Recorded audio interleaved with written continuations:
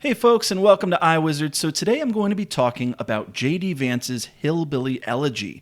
This is a book that caused quite a stir when it came out, and of course, for obvious reasons, it is once again in the national spotlight. In fact, it's so in the spotlight that Goodreads had to freeze all reviews of the book because people are trying to review bomb it. I have a lot to say about this book, so stay tuned.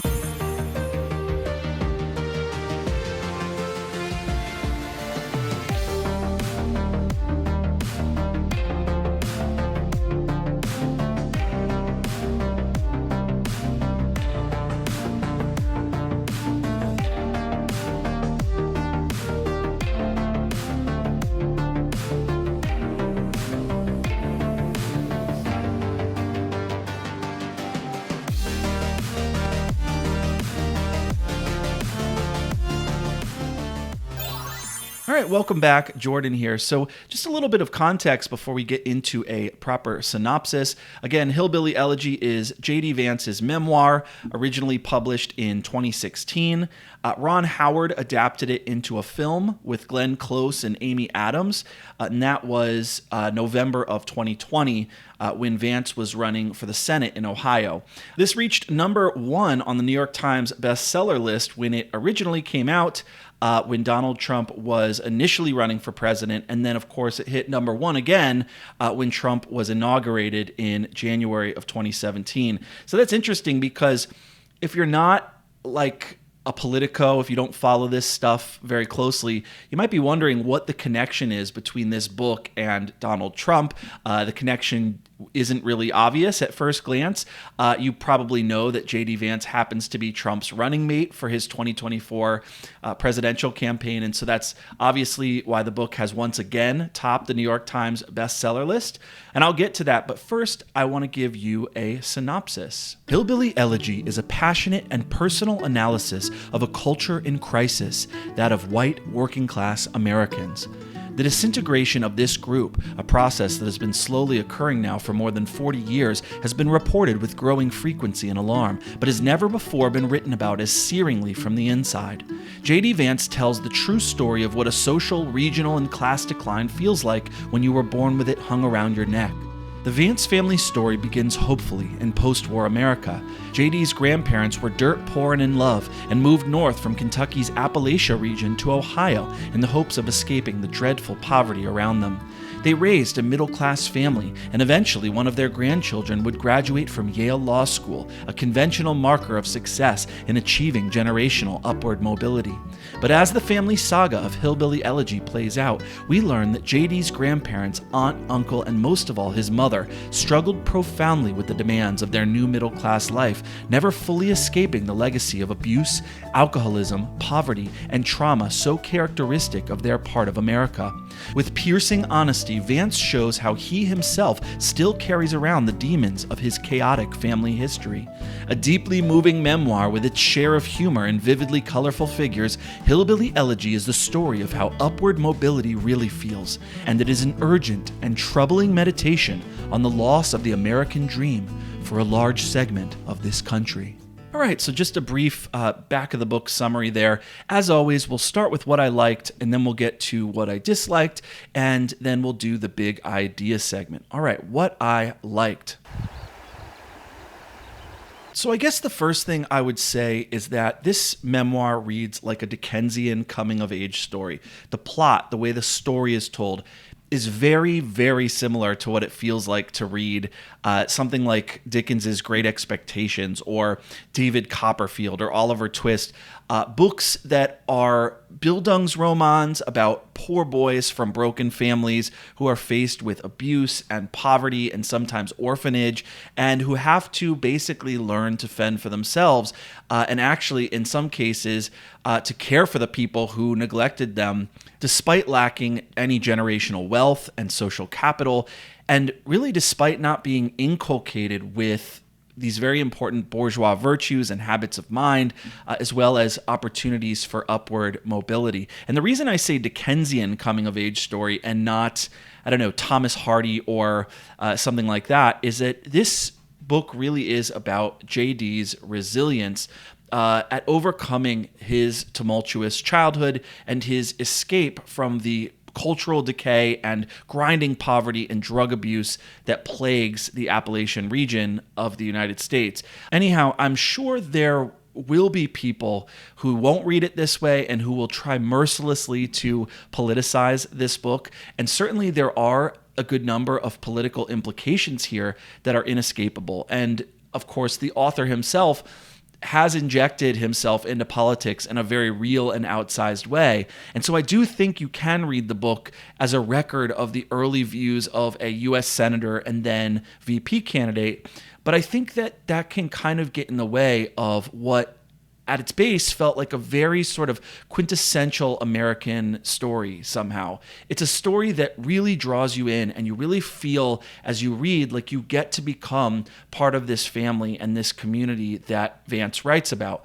But it's also a book that deals with what I think are some of the most pressing and salient socioeconomic issues in America that we're still grappling with today. And Vance, what he does is essentially sprinkle his cultural commentary throughout the book in a way that is really just seasoning on top. The real meat of the story is obviously this family saga. J.D. Vance growing up in Middletown, Ohio, his family's history of poverty and economic prospects and hillbilly culture, his father leaving and his mother's struggles with men and alcoholism and drugs, and the abuse that J.D. faced and the values that were inculcated in him in this period of his life where he had to be raised by his mama in Kentucky. And of course, then he goes into the Marines after graduating from high school.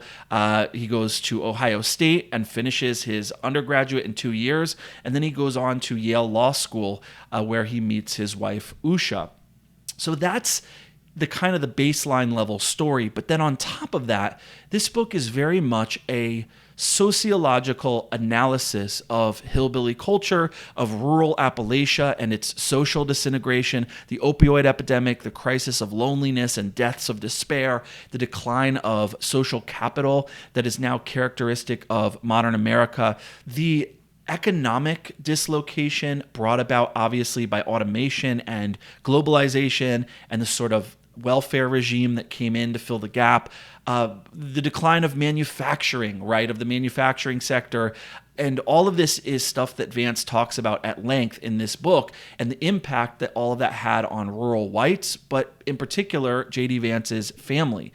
In short, what J.D. Vance is writing about, and this is, I think, actually why the book was such a hit among the liberal intelligentsia at the time, what many people felt the book was doing was chronicling the various forces that led to the rise of a more populist president like Donald Trump, but also going back in time, Appalachia's political swing from voting Democrat to voting Republican. And so I guess what I really enjoyed about this book was that sociological aspect. The book really does fit in with that canon of modern works that attempt to diagnose many of the problems that beset middle America. And I'm thinking about books like Robert Putnam's Bowling Alone, David Goodhart's The Road to Somewhere, Charles Murray's Coming Apart, Timothy Carney's Alienated America, David Brooks's book Bobos in Paradise.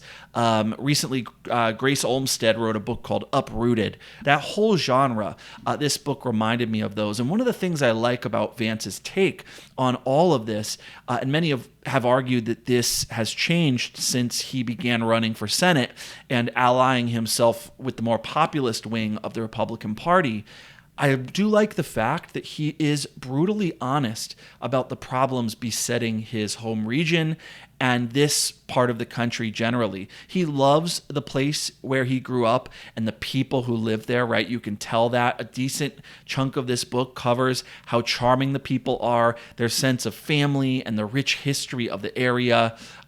The Scotch-Irish immigrants whose ancestors were day laborers in the southern slave economy before becoming sharecroppers, and then coal miners, and then machinists and mill workers. He talks about the fact that Appalachia is one of the, quote, most persistent and unchanging regional cultures in America, and how actually, quote unquote, hillbillies often faced prejudice from upper class and well-to-do whites because of what Vance calls the racialness of hillbillies. He says that even though hillbillies do share a race with the white people who dominate the economic and political power in local and national arenas, hillbillies, quote, shared many regional characteristics with the Southern blacks arriving in Detroit and, quote, disrupted a broad set of assumptions held by Northern whites about how white people appeared, spoke, and behaved. So essentially what he's saying is these white hillbillies would arrive up north to places like Michigan and Ohio and New York and Pennsylvania, and their neighbors would freak out because this hillbilly they were living next to was raising and slaughtering chickens in the backyard, which would have seemed perfectly normal where they had come from, but was now considered uncouth and barbaric in the suburbs. He talked about the fact that hillbillies had a more open approach to the family. The whole family might live together. People would come in and out. Hillbillies leave their doors unlocked. Everyone that you know can just barge in whenever they want to. Whereas among suburban, cultivated, genteel white people, that ethos is much more private. A man's home is his private castle, that sort of thing. And I'll give you another example too, just in terms of talking differently and just generally having different norms. At one point, JD is like 8 years old, and he tells his mama, that's his grandma, that he wonders if he might be gay, and he expresses the fact that he's worried that he might go to hell given what their preacher had said at the last sermon. And his mama responds, quote, "Don't be an effing idiot. How would you know that you're gay?" And so then JD explains that most of his friends are boys and that like girls are gross and have cooties or whatever. And his mama responds, and I kid you not, remember again that he's 8 years old at this point. His grandma says, "JD, do you want to suck dicks?" And JD goes, "Of course not." She says, "Then you're not gay." So on the other hand, I will say at the same time, there's no mollycoddling in this book. Vance writes about the unhealthy diets, the lack of work ethic of many of the people that he lived around and worked alongside of. At one point, he tells the story of working at this tile factory, one of the few decent, well-paying jobs that were available in the area, and how it was nearly impossible to find workers who would actually show up and do the job they were hired to do. He goes on to describe the feeling of walking by welfare recipients talking on cell phones, all the while he couldn't afford a cell phone at the time. Just generally the phenomenon of watching people profit from destructive and poor behaviors while he himself is struggling to make ends meet. But at the same time, this is also the story of a kid who rejects many of these pathologies. At one point, he describes the fact that even though his mama and papa were like committed New Deal Democrats, they would often say things like, "Never be like these effing losers who think the deck is stacked against them. You can do anything you want to do." So one of the things I like is that this book rejects this kind of stultifying mentality, this kind of victimhood populism, as they call it. And Vance really does write with sympathy about the plight of these forgotten people, as they're often called. But I would say even more powerfully, the thing that eventually lifts JD out of poverty and really opens up his prospects is his realization that, quote, "at some point you have to stop making excuses and take responsibility." And I would say that that quote is one of the most important quotes in the book and is really the main theme going on here. He also talks about seeing enough of the world to dream big, knowing that there's a better life out there. He reflects on serving in the Iraq War and looking around him at the way that other people around the world live and realizing that the relative luxury he was living in, even in rural Appalachia, compared to somewhere like Iraq. So being a little bit more worldly, paradoxically, was one of the things that actually helped him to overcome this victimhood mindset and escape from poverty. And speaking of, I just want to say that it's rare to find a book where the last 80 or so pages are your favorite, but I just loved reading about the realizations that this young man comes to how he claws his way out of poverty and sheds his old habits, joins the Marines, and just generally gets his shit together. And I'm not necessarily a person who fully believes that it's even possible to, quote unquote, pull yourself up by your bootstraps. We all need help along the way. We all need mentors. That said, reading about how JD did this, developing a work ethic through being in the Marines, graduating from college in 2 years, getting into Yale, getting married, having kids, it was just truly inspiring. And a lot of this he credits to learning that bourgeois values are actually a good thing, and that so much of what causes a young person to eventually become successful and join the middle, the upper classes is just the incentives that are put in place, the expectations, and maybe most importantly, family intactness, just having that stable upbringing. But it's also, and he talks about this at length, it's the formation of things like grit, of determination, of self-confidence that sometimes, a lot of times, people who grow up poor just don't have that same self-confidence. Their expectations are lower. But there's another aspect that I found both sad and hilarious, which is that when JD does finally enter this new world, like Pip in Great Expectations, when he gets to Yale Law School and suddenly finds himself hobnobbing with influential and wealthy people, or even just when he meets the other students at Yale, he's out of place. He doesn't fit in. He has no idea how this new world works or how to rise in it. And he's constantly feeling like a country bumpkin. It's like that old joke about how there are two fish swimming along deep in the ocean, and they swim by this older fish, and the older fish says, "Morning, boys, how's the water?" And the two fish keep swimming, and then one turns to the other and says, "What the hell is water?"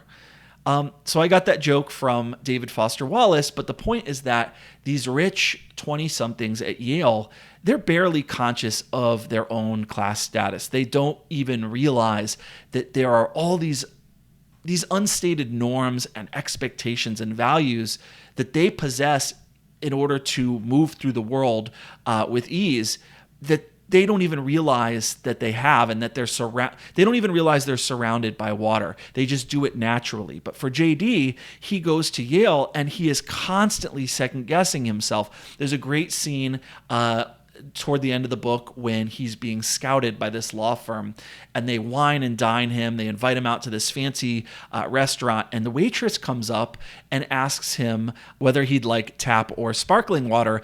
And he'd never heard of sparkling water before. So he's like making fun of this restaurant in his head. He's like, oh my goodness, this must be an expensive water for rich people. But he's on their dime. So he goes, yeah, sure, I'll take the sparkling.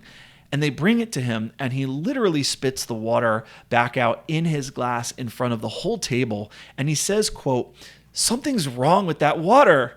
Like he had genuinely never heard carbonated water described as sparkling. And then he's like freaking out because he's just made an ass of himself.